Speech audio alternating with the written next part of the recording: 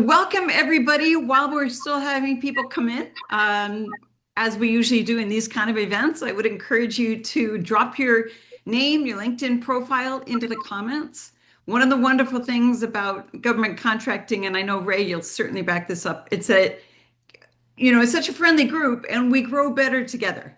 This is not a group that, you know, but the whole point is networking. And so I would hope you drop it in, you make new connections today. If you hear something interesting, you can follow up offline. And then certainly if you're here today, that means we all have I the can't same hear you. priority. So I'm going to go ahead and start, and people will continue to drop in, and that's perfectly fine, but we have a lot to cover today. If this is the first time you've been to one of my trainings, welcome, welcome. Usually the format is I've got a key topic. So today the themes are, marketing is the art of being seen, and AI sees everything. So a lot, if you follow me and my content, you know that I talk a lot about our business profiles, how AI overlaps, how to maximize that. So that's my focus today. And we have 90 minutes, Chris. We have 90 minutes. And my format is a little bit of show and tell, a little bit of slides, and at the end, open questions. So anybody who has a specific question, we'll answer it. If there's anybody on the call that has more knowledge than me, you're always welcome to jump in. And then we can do live profiles.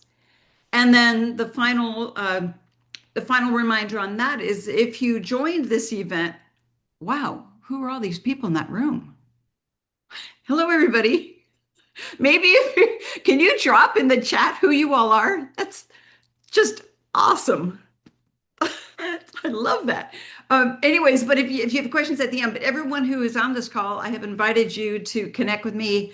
If you haven't got my Calendly link, I'll drop it again. But if you want, we'll have a quick 15-minute call just to give you some quick feedback on what I see for you to have any questions about what I offer in my business, and that's how it is. So welcome back, many of you who are old friends, and welcome all you new friends. So I want to start by the why. So those of you who know me, I'm Cecilia McDonald. You might know my brother, Neil McDonald, who runs the GovCon Chamber. And Neil's kind of a LinkedIn tour de force. You see him out there every day. He's done 700 plus live trainings. He really, really dials down on how to sell to the government. The process, he's an amazing sales guy, but he has also had his own companies. And I've worked with him for 2018. My priority, my background is finance and marketing, but my priority was social media and getting people in.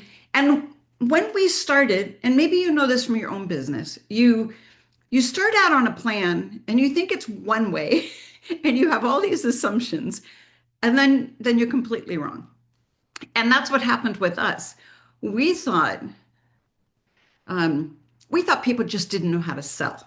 And we had strong marketing and social media tool experience. And we thought if we just explained it, everybody could do it.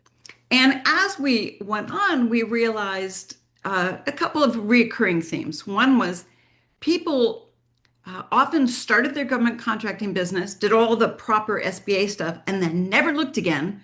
So when we referenced those things, they had no benchmarks. They genuinely, maybe it was even set up, your DSBS profile or the SBS now, it could have been set up by a predecessor and then you never came back to check it. Or maybe in the migration things dropped. And so people, that was a missing gap. And then we started off as the Hub Zone Council because when Neil had a company in Oklahoma, we realized the Hub Zone was such a vital program, but people didn't know how to use it. And then we realized they didn't even know how to respond to RFIs because the most of the stuff that was being taught was the what you should do. You should apply. You should have a credential. But there wasn't a lot of teaching about how do you do that? How do you know it's done? What gets measured gets done? All these things that you would bring to your own business weren't actually being taught in the mechanics of contracting. And there was a lot of buzz about middlemen and quick get rich quick schemes, which of course none of us endorse. So in the beginning, we started just by helping hub zones frame their message, how to ask for set asides, how to just have conversations, because people were afraid to pick up the phone. And then we learned a lot of people in government contracting came from the military. They were tremendously experienced veterans, but there was some underlying mindset, a lot of which I've only really understood recently, which is sort of deference to the chain of command. So people, even though they were experts, kind of didn't want to step out of the line in case, in case what, right? Like I'm not a military veteran. Lots of my family are, and I'm really good stepping out of line, but I hear you're not supposed to. So, so a lot of what we've had to undo is to help people understand the value of what they offer, why the government needs it, and how to convey that message across. So we really doubled down. Neil continued to double down on understanding strategy plans, listening to the customer, and I shifted over entirely to helping GovCons basically build their GovCon profiles within the SBS and within LinkedIn. And now I use a lot of AI sensibilities to all of that because our goal is to get you to the table. Once you get to the table, you will stand on your own capabilities and competences. But if you can't get to the table, it really doesn't matter, right? As we say all the time, invisible companies don't win contracts. It's really about being seen. So that's that's my focus, and I'm really doubling down this year. Another reason, and many of you, I met you through this, when we started another subcon company, GovCon in the Box, one of our big initiatives was to create the Federal Visibility Score. And I know many of you did it, and many of you joined what we called the 100 Club. What we learned in hindsight, and I was so excited because people were taking ownership. But what I discovered was even though you were fully optimizing, the narratives in your DSBS profile or your cap statements, it was all just like word salad and keyword stuffing, and it wasn't intentional or strategic or something that your customer could understand. So you were wasting lots of space, and also just clutter makes people move on, right? So this is kind of like a Federal Visibility Score 2.0. So that's my motivation this year. How's that sound? All good so far? All right. So I'm going to jump to sharing, and I'm going to go through part of my prepared presentation and then part of some actually live sharing. Okay. So I don't want to start here yet. How's that? Okay. So essentially, whoops. Well, we'll start here. Give me 1 second.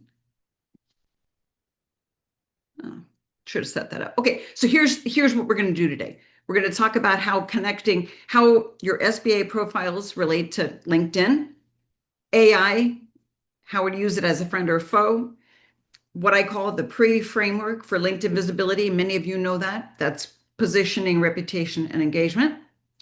How to go from bad LinkedIn to better LinkedIn to best practices. And at the end, I'm going to have lots of time for any questions you have and live reviews. So a lot changed in 2025. You all know this, but it's no harm sort of putting it together where we came from. Doge, trigger words. All of a sudden, some of the profiles that you wrote were labeled as trigger words. So all of a sudden, for example, diversity. If you have a diversity of suppliers, you would get overlooked because the trigger words are not selective, they're just triggered. We lost a lot of employees, the chain of command. There's a rise in the GSA vehicles and contract vehicles. Priorities changed away from the sort of tags, and now tags are under the spotlight and not in a good way. And by tags, I mean socioeconomic tags, hub zone, veteran, 8A, women, etc. Several agencies were either essentially defunded and offices closed, and there was a lot of turnover in the PTAX and the Apex, and so we lost a lot of that momentum. Then, starting 2026 off strong, we have the implementation of CMMC regulations. DSBS is now SBS. FBDS, which is the major source of data on government contracting, that's in the process of migrating. AI is being integrated on every level, and AI reads everything everywhere and has taken some of the control away from us. It is a hugely powerful tool, but it is also controlling things. There's an increased focus on subcontracting. I'm seeing a lot of GovCons that were looking to prime. Now, with all the changes, they're looking to double down on being subject matter experts and bringing value to team. There's a drive, if we read all the documents from the government, there's a drive towards efficiency and commercial solutions and speed. You see a greater presence of federal agencies on LinkedIn. But overall, LinkedIn has changed radically, and we'll talk about that, but the impressions have decreased for many people. Three things will determine our GovCon success in 2026. I would like to say it's all about marketing, but essentially it'll come down to how capable your company really is. Are you really able to deliver on what the government needs? It's a numbers game. How many RFIs are you responding to? Are you talking about it or actually responding? And then the third one, which was my space, which is how visible are you to the buyer wherever they are? I introduced myself already, but I would also just say that I work with clients directly. I work with retainer clients, and I work with just people who need a transformation. And I do a lot of training, and I'm really trying to double down this year to provide so much value through my main LinkedIn content and the newsletter, so that if you just did the couple of things I posted, you would continue to grow this year. And that's my goal. Okay. Just doubling down on the basics. How will GovCons win in 2026? Competency plus visibility and accuracy in the SBA databases, the number of RFIs, using LinkedIn for your business development, and understanding AI and GEO visibility. And we can talk more about that. But it's really positioning, reputation, and engagement.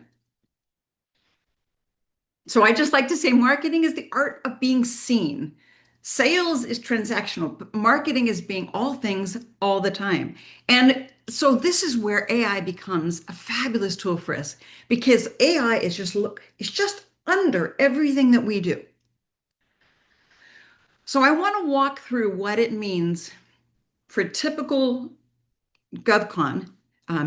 What is the marketing ecosystem, right? And it's really important to understand this in sequence, because a lot of times we jump in somewhere in the middle of this.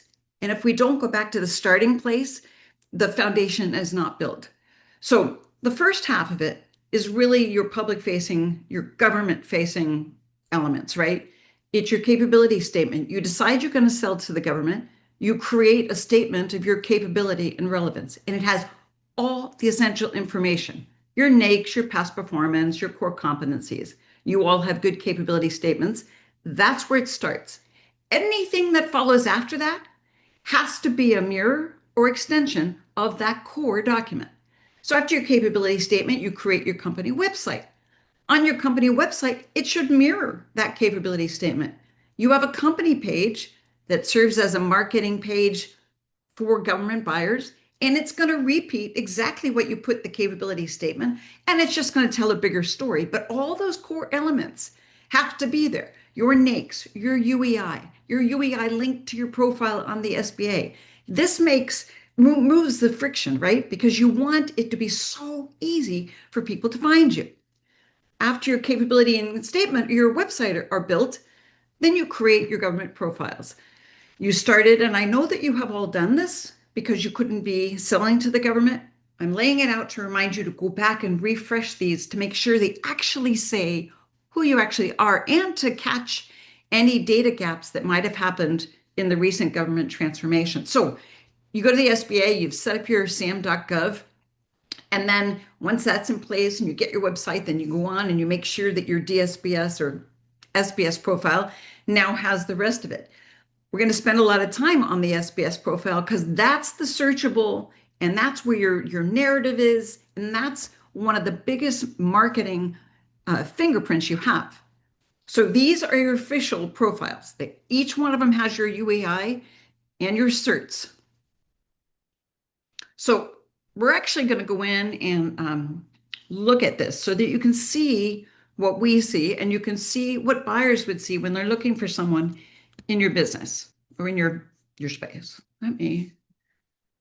Okay.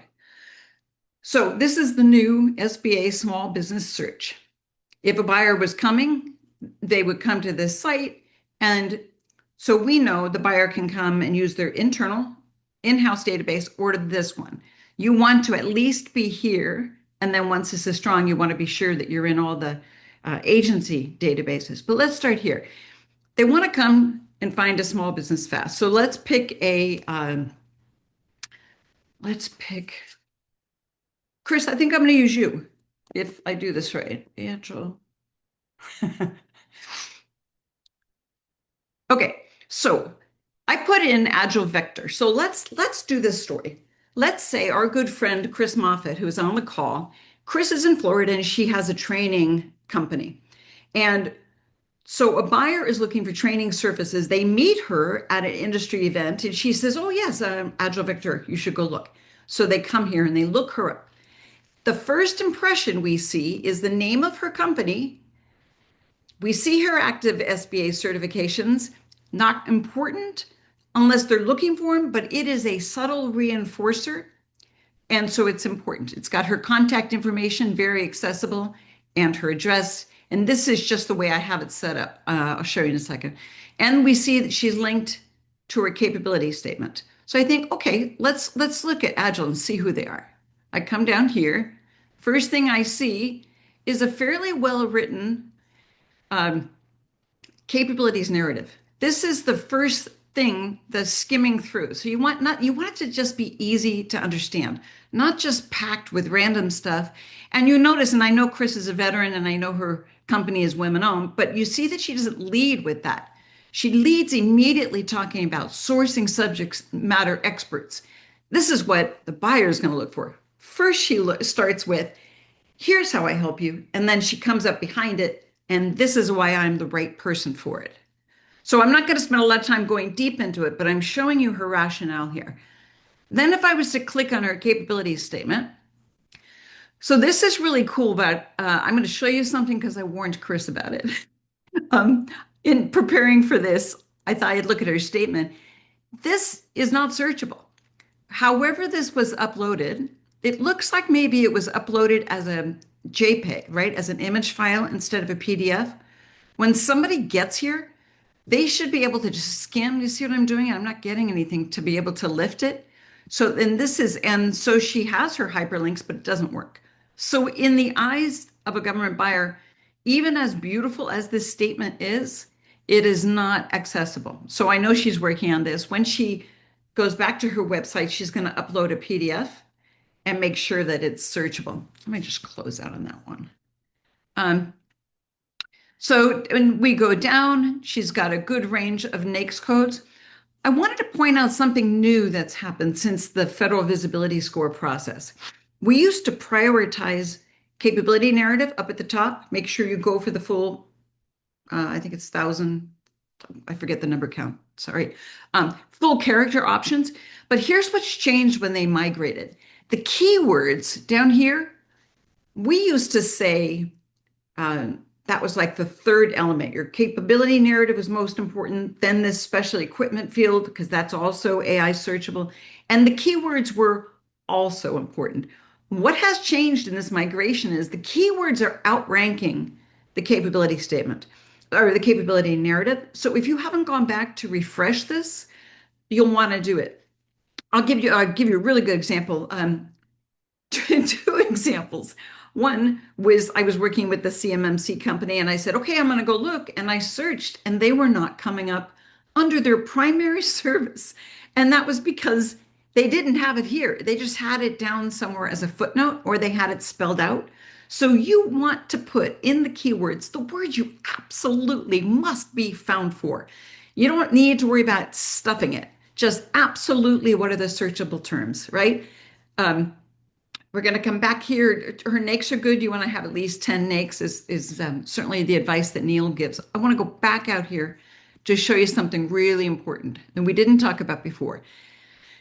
So this is good. You can skim down to see how Chris would turn up with companies that popped up in that same search. Here's what you want to know. We are we are people of habit, right? We are just scrolling. You want the first thing that somebody sees to grab them. In this case, Chris does a good job. What's important is that there's only 153 characters that show here. If you don't grab them here, they may not look any further. They're like, ah, that's just a mess, right? If you look down all the way, and then here's what happens. Here's a great woman-owned business with no narrative. No narrative. Well, what do you do? Here's one. And again, I'm going to make these comments. I'm not judging anybody. I assume you're all great companies, but I'm just giving you marketing feedback. Here's Agile Business Concepts. It tells me when they were founded. Will that help me make a decision about training? It's well established and all these great credentials, but that doesn't tell me anything about training or who they serve. It's only on the tiniest little last little thing. It says IT services. Okay, if I had searched in IT services, that's a little bit late to get my attention. So this is what's happening. So I'm going to go back to Chris because she's such a great example. And I'm talking about alignment. What Chris says here, Agile Vector and her UEI, this UEI, that should be on her LinkedIn profile too. You can put it on your company page or whatever, and you can link back to here. Everything you do on your capability statement wants to go over to LinkedIn because that's your online capability statement. I'm going to jump. So because I did prepare for Chris, if I went to Agile Vector, all that narrative, sorry, give me 1 second. Whoops. Okay. You see this beautiful, beautiful thing? She clearly put a lot of thought in it. It's got all the modern words, searchable terms. But when I go to her company, it's not the same thing. It's okay, but she clearly did the work on one site and then didn't update it here. Now, one thing I love about Chris, which is why I feel good about this, she is a woman in constant improvement. You just look, she's just always upgrading. And if you're interested in training, you should reach out to her. But this is where you want this to show. This is searchable. While I'm on company page, I'm just kind of putting this as a footnote. Company pages used to be the really important drivers in LinkedIn. They're not anymore. They're really there to validate and reinforce what people already think. Okay, I'm gonna go from this. Okay, so the next one I wanted to pull up was another person who I believe is on the call and who's very active in our community, and that's Matt Wilbur. You'll often hear me talk about CMMC. So I thought to prepare, I should go look at his profile. So here's A to Z management. If we looked at the one, and I know he hasn't come back to this yet, but if you look here, you don't want to waste any space. So the first word, overview, in a capabilities narrative, it's redundant.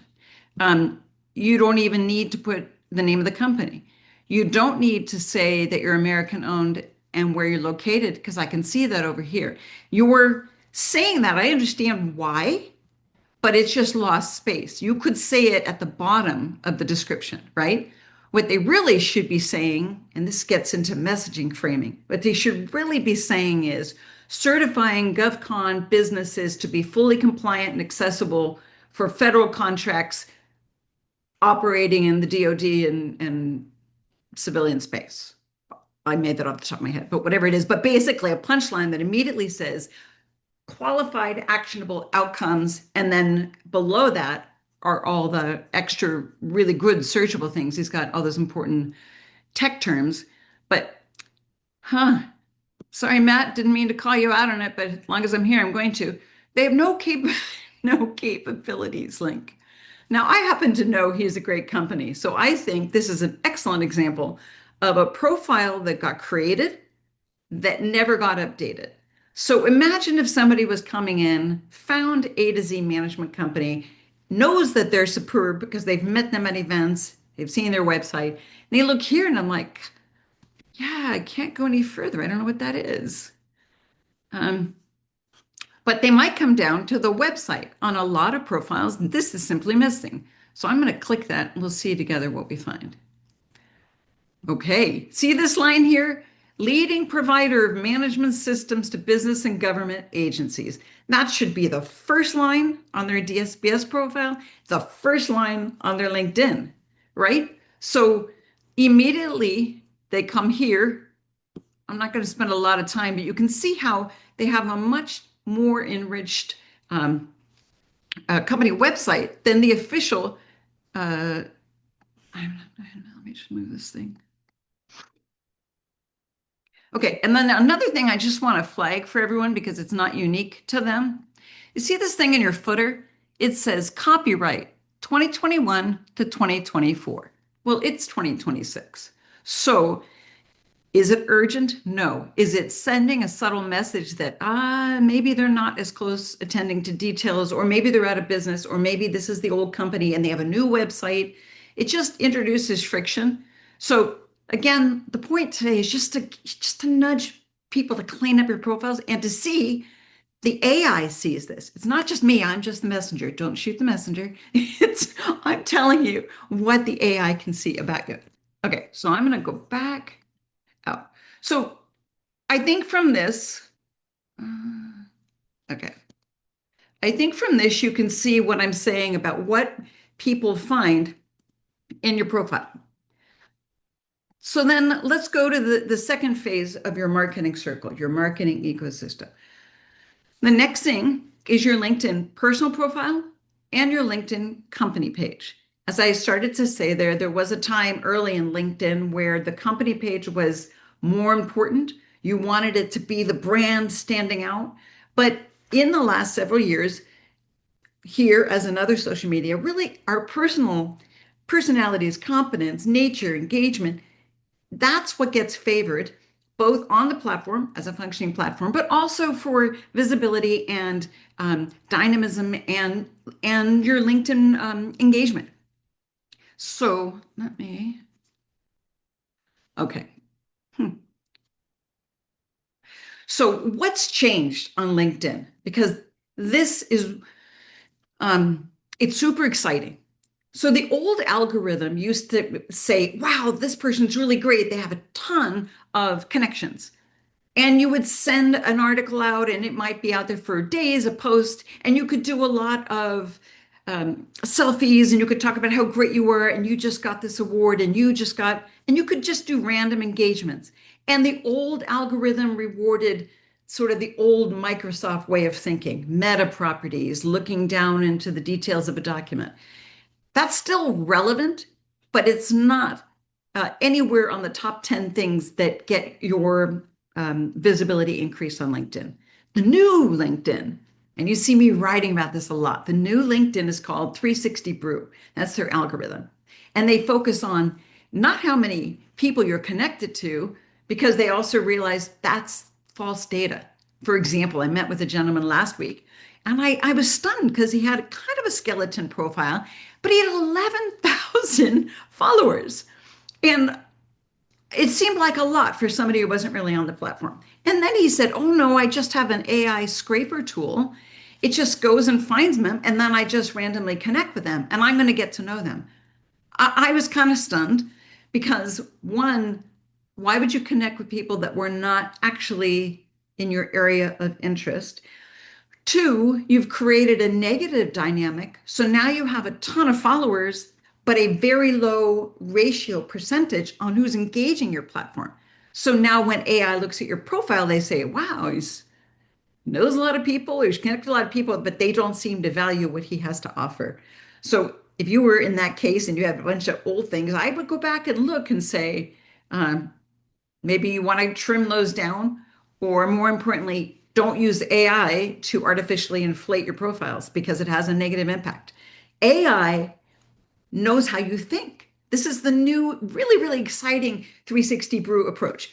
The old SEO world, we used to think if I just stuffed it with keywords or I could angle it right, I would hit the search terms and it was just like the old SEO. Maybe you'd pop up on keywords, but it doesn't work that way. And I'm really excited about this because I've been doing so much training and working with LinkedIn and some big organizations to really get my head around this. Currently, LinkedIn's AI will look at your user profile, and we will talk more in detail about that in a minute, but it looks at what you say you do and who you are, and then it evaluates how you perform. Who are you talking to? Who are you, what's important to you? Because it knows you may be only going to have the average person maybe has half an hour on the platform and they have short scrolls. So LinkedIn wants to know how you think. So it drives you toward the data that will keep you on the platform. So randomness is all pre 2026. Now we have to be more intentional, but it's really to our benefit. It evaluates your interest clusters, those things you talk about, and then based on that, it decides how far your content gets distributed. So some people were saying, "Oh, my LinkedIn's down. I don't see anybody." And the feedback from LinkedIn is, well, it's not really down. You got lucky before and you're not being relevant. For those people, many of you are on this call who have really doubled down on LinkedIn. I don't think your impressions are falling off to the degree. They're just realigning because you're training the AI. And over the next couple of months, you're really going to see that pay off. But things take time. Marketing is not an overnight venture. So quality content will stay visible for weeks, and the platform rewards consistency and dwell time. Okay. So basically, in marketing, it keeps coming back to this problem. You have unclear positioning. If the AI can't understand who you are, how can real people understand? If you have a different introduction on your different platforms, like the way you show up at a networking event, if your networking introduction says something different than your tagline, that's a good place to start. If your networking introduction says something different than the way you look in DSPS or SBS, that's a sign. Okay, we talk a lot about LinkedIn as your online capability statement. LinkedIn is starting to dominate the search engine vortex, right? The two dominant players in 2026 are going to be LinkedIn and AI services. So chat, Perplexity, all those tools, right? The traditional search, hoping you turn up, in a master database or some old website, your website is going to increasingly become obsolete. And if you know this is where the action is, and this is where the AI is driving in, and we know that LinkedIn is owned by Microsoft, which of course is doubling down on its AI presence, then you need to double down too. It sounds harder than it is. Really, if you've updated your online capability statement, then you essentially have to just cut and paste what you have there, put it over to your company page, look at those things that you say are the most important areas of focus and expertise that you have in your capability statement. And that becomes the framework of how you interact on LinkedIn. You write about those things, you share stuff, and then you become associated with it. So then the thing we keep going back to, the purpose of a capability statement, and this is one of Neil's favorite lines, the only point of capability statement is to get you a meeting, right? It's just kind of a high level teaser. I would say LinkedIn, making your capability statement, it does the exact same thing. Capability statement does it in real time. LinkedIn does it 24/7. When people see it and they see your capability statement and your demonstrated capabilities, they're going to want to have conversations. And that's the framework we follow. So I've already said this, the priority and problem number one is your LinkedIn profile does not match your SBS one. So say, for example, you've had this great profile, you go to a conference, and in fact, this is perfect. I got a call yesterday from an 8A who's at the conference in Nashville, and she said, look, can you go into my profile? They said they couldn't find it. And so she gave me her passwords, and I went in and rewrote her company page to make it align because she was talking about all these things that she did in connection with this matchmaking, but the company had evolved, and the keywords that the way people describe, in her case, it was staffing. You have to make sure it's modernized. So I actually went in and did it real time. But imagine you meet the perfect contracting officer, and they go to link you up, and they're like, "Yeah, that person's much more lightweight than they appeared in person." Anyways, that's why we do this. Okay. Second biggest problem we have in your visibility gap is you have no reputation. What does that mean? It's not that you don't have a reputation and you're not a really good company. It's that you're keeping that a secret. So if you marketing is completely off platform and all you do is you go to events where people know you and where you just keep re-subcontracting with companies who know you already, then this is not as big a deal. But if you're trying to grow your business and you want to be looking for teaming partners, and that's a big priority this year, you can't be you can't assume people know who you are or what you're doing. You have to intrigue them. You have to show them. You have to have some sort of authority over a certain area of topic, right? Show that you're interested, and we'll talk in details of how you do that. But the AI and visitors have to understand. And the third problem that we have with our LinkedIn visibility is there's just no engagement, right? That's the third of the PRE framework. There's no engagement. And so if you come, so one of the things I like to do, I wonder if I could just show you really quick. This is what we get with live training. Uh, okay. I'm going to just choose Ezekiel because he's right here for me. If I wanted to look up Ezekiel and see what he was up to, I would go down through his post, and we're going to look more at this, but what I'm specifically trying to do, it's not just what he's posting, right? Can I make that bigger? Hold on. It's not just what he's posting, which tells me what he thinks, but I go to comments and now I look and think, okay, who is he talking to and what is he saying? So let me see. These are all just links. So in his case, mostly he does links, but you're going to see some people write genuine. This is no judgment on Ezekiel. I'm sure he's does great stuff. It's just not popping up for me right now. But you're going to look and say, is this person having interesting conversations? Are they adding value? Do they know something that I didn't know or think about? That's what engagement gives you. So we have an AI visibility gap because when the AI comes through, if the way you present yourself in your profile isn't identical or mirroring the way you create content or engage, there's a gap. And when there's a gap, AI falls into the gap. This is exactly what all the studies and the algorithm reports are telling us. If AI cannot figure out who would be interested in your content, it simply won't do anything with it. So we're going back. Positioning means helping AI. I'm going to start calling him Al. Helping Al understand who you are, right? So I picked up a random profile. Again, I don't know this gentleman, but it was a great example.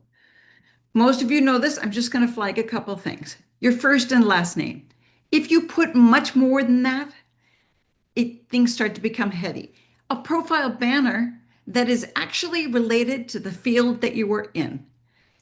Ideally, you have one that has your logo and some of the keywords, but if you didn't, and say you were in AI, at the very least, I would expect the dynamic banner that had some sort of AI-ish colorful image, right? Because your banner is your landing page. That's the very first impression, and that will make them linger. What's really important, I'm just going to say this over and over again, is don't forget we have to write for mobile because most people using LinkedIn are scrolling in Starbucks or something, right? Not all of them are as insane as I am or on all the time. One thing I want to flag here, this gentleman works at a Florida university. He's clearly an outdoor type. That's great, but this picture does not work for a profile photo. Maybe he just used it because it was the only photo he had. And obviously, I will say you should have a professional photo. It should be head and shoulders above. But even in the worst situation, if he just took his own photo and remove the background, which you can do in Canva or any tool, and cropped it to a head and shoulder, that would be much better than here. He obviously needs to refresh the whole thing, but if he was just using an anchor profile, that would be a strategy. This we're going to talk in more, but you want a compelling tagline that brings your value. I want to slow down on this one. One mistake I often see companies do: you create your profile, you work at a sensational company, but you don't link your employment to that company. So as a result, LinkedIn does not put your company into the profile up at the top. But you might have linked to your university. Now, in this case, this gentleman works at the university, so it's appropriate. But if you don't, your profile looks like you work at a university. Now, you may not think it's a big deal, but this is your professional profile. You want them to immediately see your company. You want them to click on your company profile. You want all of this for brand reinforcement. Okay, so we talk a little bit, we talk all the time about tagline. AI is making LinkedIn double down on this. I won't go too deep into the format. We teach this all the time, right? You want an AI accessible tagline that says, I help these people get these results with this solution or without this pain point, right? That's an excellent format. It's searchable. But what I really want to drive home now is, because AI is profiling and categorizing and generating this information, all of this is getting indexed, and you will see these results first. They rocket and they appear right away in Google searches. But what I'm seeing with my own clients is, based on the description and everything we're talking about, these are being pulled into search engines. So, for example, if you say, one of my favorite stories is Hank Foster, who's part of our community. I worked with them last year, and Hank is an electrician in New Jersey, and he does big facilities, and he's worked on Hurricane Sandy and does huge stuff. Well, somebody put into ChatGPT, I'm looking for an electrician that can handle major facility installations on the East Coast. And his profile popped up, and his website profile popped up. Is he the only guy on the East Coast who could do this? No. Is he the guy playing the end game of optimizing for AI his results? Absolutely. And right now, Hank is winning that game. So your tagline is your biggest thing. It's your elevator pitch. It displays in your posts, in your comments. 220 characters are permitted, but only 73 display. So if the first 73 have to say what you do, the rest can just expand. Get a couple examples. Tanya's empowering healthcare facilities, lean process, AI solutions, maximize efficiency and patient access.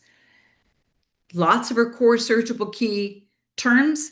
What I like about her, she updated it recently. She looked at some of the RFIs that she was going after, contracting opportunities, and looked for what they were looking for and said, oh, yes, of course, that is part of me. You're not going to say what you don't do, but you're certainly going to say, you're going to integrate those things that people are looking for. I'll let you read these other two on your own. One is financing and accounting. The other one is digital modernization.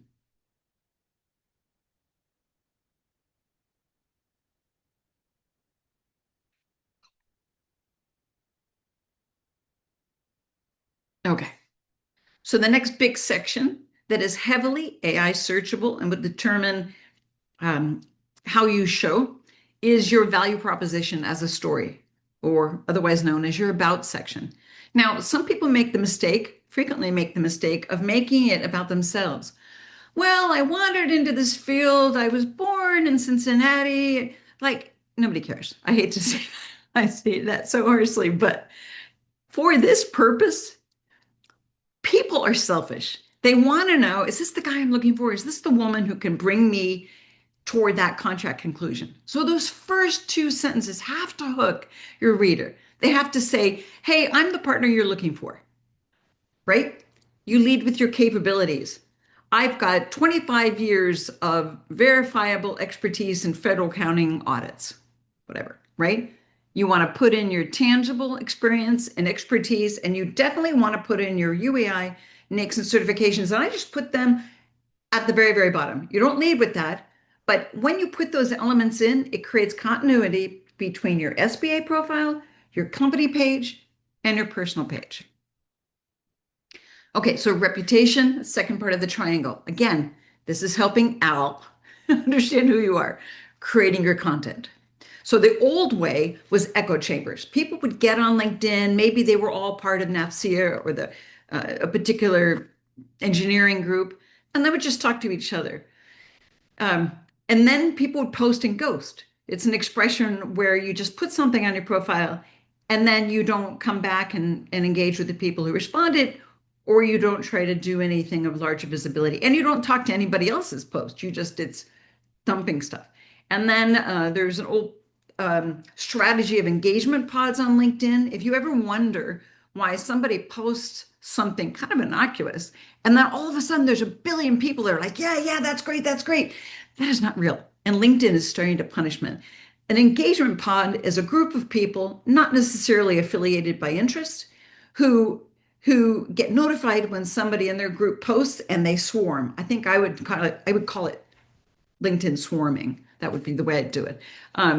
These are the old ways, and LinkedIn doesn't like it, and they're punishing it. And by punishing it, I mean they're just reducing the visibility of those accounts. Some people say they got shadow boxed or shadow. It just means LinkedIn is determining that that's not a value contribution. The old way was about self-promotion. I did this, and then clickbaity things. I don't need to tell you about that. And then just overwhelming lists, like lists of federal agencies. Here's all the federal agencies. Here's all the lists of whatever. That was the old way. That was to kind of drumbeat and say, LinkedIn is valuable for GovCon. This is really great. But the truth is, we are so time constrained now. We don't have time for massive content. We need actionable things we can do something with. The new way, LinkedIn rewards quality over quantity, value over volume, topic authority. Someone should spell check me. Topic authority and interest clusters, engagements over your volume of connections, diversity and depth. Now, by diversity, this is a really interesting new development. The old echo chamber thing was I only talk to people in my space. By diversity, LinkedIn is saying, we want you to be engaging with people that are in space adjacent places, right? So say you're in say you're in CMMC, again, I'm bluffing here, but if say you're in CMMC, but it's a GovCon thing, but you might want to be also connecting with people that are in the staffing of companies who need CMMC. So you're just moving adjacent and engaging on a meaningful level. And LinkedIn will see that footprint and expand where it shows your material, because that's another thing. Before, it only showed it to our connections. Now, AI is helping it be proactive and say, who have they not connected with yet, but might like this material, right? Okay, so content is your reputation. And this is something people really struggle with. They start with, I don't know what to put on LinkedIn. Should I just repost everybody else's? But it's actually, if you keep thinking about LinkedIn as being your online capability statement, this question starts to become easier because you have your topic authority, which is basically the one thing that your company does better than anybody else. It's your core competency. It's what you're selling to the government, right? And then the 5 or 6 subtopics is what LinkedIn calls interest clusters. There are those things related to your core competency, right? And they allow you to demonstrate what your expertise is. And AI is looking to answer questions. So if your content is structured in a way that delivers answers to questions people are asking, then LinkedIn is going to favor it. And I'm going to keep going back to CMMC because it's just something that's so timely, and there's so many people providing these services. And a lot of people have talked to me, well, not quite sure where to start. So let's just use that one. So CMMC is required certification for government contracting. So the why and how you do it and the services you provide, that's your topic authority. The interest cluster ones fall into really easy. Well, what's involved? What's the consequence if you don't have CMMC? What's the fastest path? Here are 5 myths. Here is how to make a cost efficient. Here's the financial benefit of doing it earlier to later. You see how you can keep going around answering things that people don't understand, but staying with your topic. You don't all of a sudden want to start posting about leadership or start posting about, uh, all the random stuff you're going to see on LinkedIn, on what I call the IG content. You want to stay within that CMMC, and if you want to vary it out, you can share documents by federal agencies that are starting to escalate it. You can do a couple of 1-minute videos like, here's 3 things you need to know. Here's the quickest path to make sure you're CMMC compliant, right?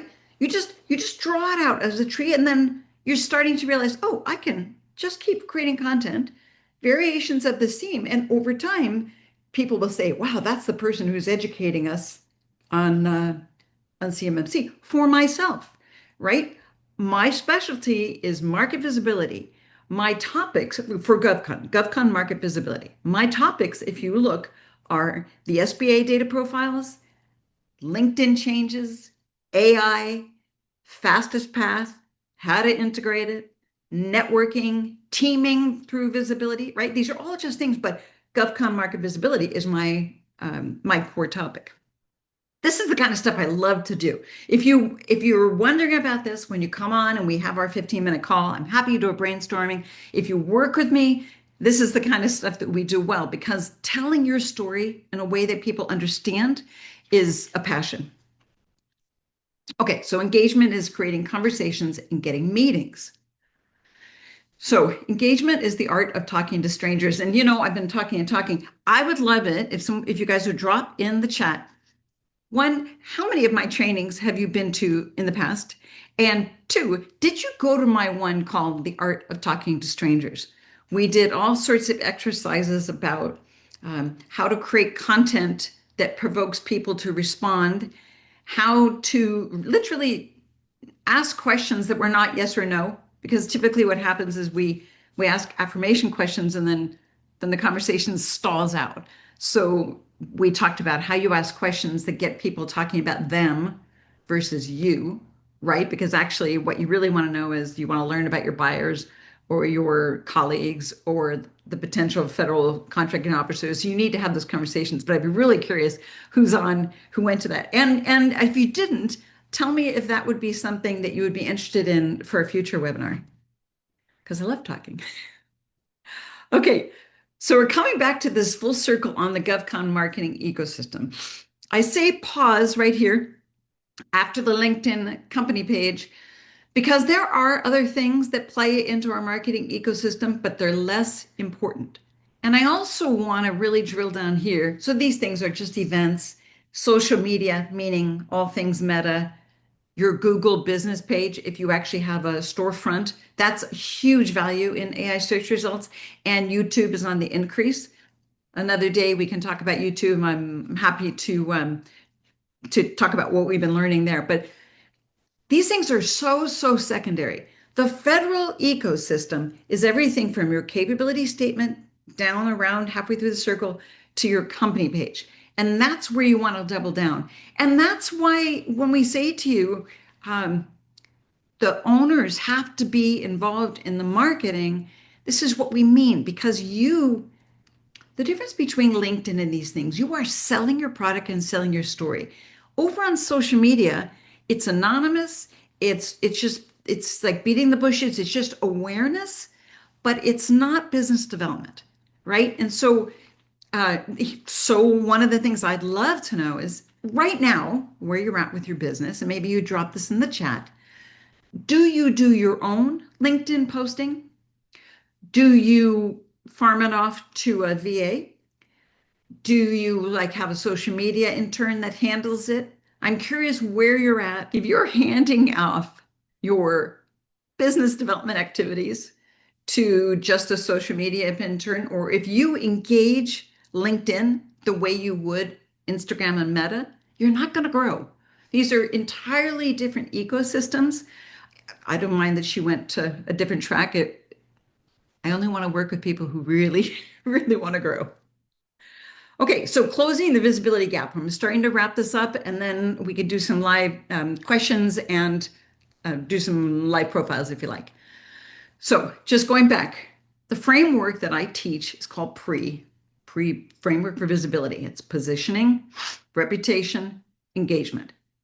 It's the process of defining your niche and your core offering, aligning your marketing messages, communicating your expertise, building your network, and talking to strangers. And by talking to strangers, I mean having the having the conversations that lead to contracts, and writing for humans as well as AI. You could do all of this. If you just put a plan for yourself, you could just you could do this just a little bit every day and you would grow incrementally. But if you'll indulge me for a minute before we start doing the live stuff, I want to take a moment to tell you what I do. If you're too busy just running your business and you need an accountability partner, my own 2026 GovCon Visibility program might be a good fit for you. And I'm just telling you loosely, if it's something you're interested in, we can jump on a call and go into details and figure out if that's something. But generally speaking, we go through the visibility program. The goal is to increase your profile views. That's how you know you're getting traction on LinkedIn. And the way we do it is we do your gap analysis. We really lock down your compelling marketing narrative, right? We create that consistency between your government profiles and your LinkedIn profiles, and we look at your website and your other documents. We define that niche, you define it, and I help you frame it and your value. And then we update all of your assets. Then you have a unified presence, and it gives you tremendous confidence. Again, you could do all that on your own. You could just do it faster with me. The second phase and the goal is to increase your connection requests, and we create your AI optimized profile, and we optimize your company profile very much along the lines of what we've been teaching and so much more, but this is a short training. And we build your AI searchable LinkedIn content framework.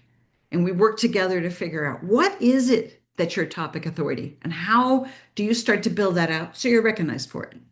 And then the third phase is really starting those conversations with buyers and teammates. How do you reach out? How do you have those conversations? What is the goal? So we talk about online conversations and live intro calls and how to have a process where it's consistent and how to expand your network. So that's what we do in the program. And sometimes people hire me and we just get their profile done because they're so far in the deep and they don't have time. So we just do that way. And then sometimes people join the regular program and it's a little bit more time. And I can adapt based on people's schedules because, you're running busy businesses and the business is the priority. Okay, just wrapping up now. So your LinkedIn profiles, and you can look at this, and I would love in the chat for you to tell me where you think you are. A level 1 profile is bad. That means there's kind of nothing of value. Maybe you have a photo and you have some information because somebody said you should sign it up, but there's no interaction. And you have setting restrictions. This is a big mistake, and I'm going to be writing about this next week. But the point of LinkedIn is to let people contact you. But if you have your settings set where people can't contact you unless they have your email or they can't follow you, there's one woman in our community has set her comments. This just blew my mind. Unless you're a first connection, you cannot comment on her content. Now, that's insane. Sorry, I feel kind of strong about this because there's all sorts of people we don't know yet. And the way we get to know them is with these micro conversations. And the micro conversations happen in the comments. So, if there's somebody writes something you don't like, just delete it. You have control of your profile. Anyway, I'll get off my thing. Level two is better. You have your core information. It's starting to mirror your other stuff and it reinforces your brand. But, it's just there. Just sort of like, I hope it turns up in your AR search. Where we want to be is what I call level three now. Best, right? You have an active profile. You've done everything from level two. You've got AI optimized content. You're reaching out to people. You are turning up because of the stuff that you're writing. That's starting to spill over into AI results. You're doing competitor research, and then based on what you're finding, you're reinventing your own content, and you're having continuous outreach and networking. You schedule it into your day so that it doesn't become an interference. It just becomes a predictable part of your business development. And a really exciting thing in 2026 is collaboration. We're going to start to see this a lot on LinkedIn, where two or four people of similar interests are starting to share newsletters or cross post. Now, this is different than sponsorship. You're going to see a lot of paid sponsorship by influencers saying, oh, I like this tool, I like that tool. But true collaboration is where you have people that are aligned, that are trying to share the reach of their own network by providing value to both sides. So I'm really excited that you're just starting to see that. Save the space. Okay, so